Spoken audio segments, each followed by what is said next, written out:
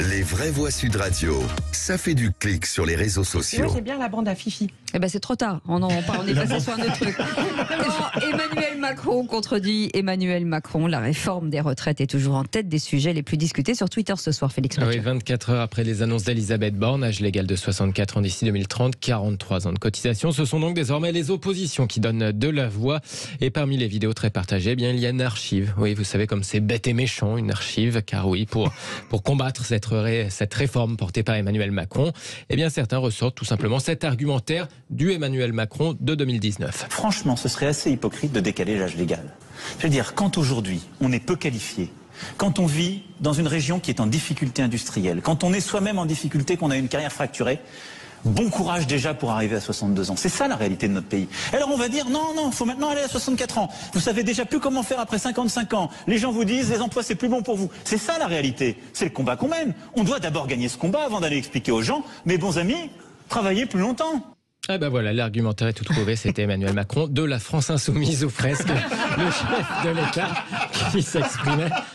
C'était chez nos confrères de BFM TV il y a 4 ans, il y a un siècle, il y a une éternité, comme chantait l'autre. Séquence repartagée notamment par le premier secrétaire du PS, Olivier Faure, qui se dit ému de ce temps où Macron expliquait l'injustice et l'hypocrisie de ceux qui veulent reculer l'âge de départ à la retraite. Et autre hashtag en top tendance ce soir, le COMEX de Le Graët. Oui, COMEX, ce petit nom, on le sait désormais, du comité exécutif de la Fédération française de foot. L'instance dirigeante du foot français a donc décidé ce matin de mettre en retrait son président Noël Le Graët, au moins jusqu'au résultat de l'audit commandé par le ministère des Sports. Propos contre Zinedine Zidane, accusation de harcèlement sexiste. Et pendant que les journalistes s'attroupaient devant le siège de la FFF, eh bien des indiscrétions ont fuité sur ce qui se disait à l'intérieur, et notamment ces mots qu'aurait prononcé Noël Le Graët: je jure sur votre tête à tous que je n'ai rien fait.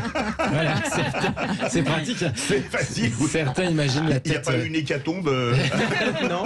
Non, mais certains, effectivement, sur les réseaux, imaginent la tête terrorisée des autres membres du comité exécutif en entendant qu'on jure sur leur tête à eux. C'est vrai que c'est inhabituel de jurer sur la tête de celui qu'on est censé convaincre, après tout. C'est là qu'on engage vraiment celui qui y croit. D'autres partagent la une du Canard enchaîné sur Noël, qui tombe en janvier cette année, facile. Tandis que Niels Wilk écrit: Noël Le Graët aura survécu à des accusations de harcèlement sexuel, à un management douteux, à des propos homophobes ou racistes ou sexistes, mais il va tomber pour avoir déclaré qu'il n'en avait rien à secouer de Zidane. Le foot, cet univers impitoyable. C'est pas complètement faux. Une réaction peut-être, Philippe Bilger, sur Emmanuel Macron déjà, qui se contredit. Emmanuel Macron, c'est terrible de voir à quel point, en l'espace de quelques années, on peut montrer comme les politiques ne sont pas crédibles.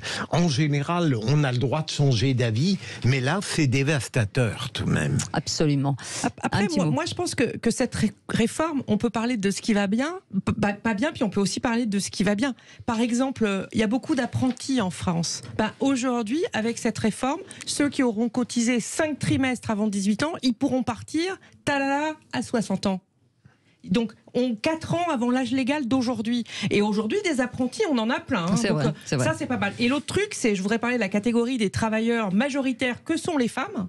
La pension minimum à 1 200 €, on n'y est pas, mais pas du tout. Donc, c'est vrai que ce seuil plancher, pour toutes les femmes, et j'en connais, c'est énorme. Nous aussi, on en connaît.